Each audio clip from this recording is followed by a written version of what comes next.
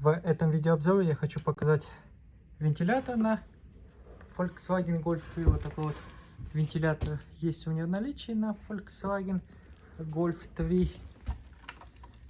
Вот такой вот трехконтактный, трехпиновый здесь идет. Вот эти два вентилятора подаются вместе.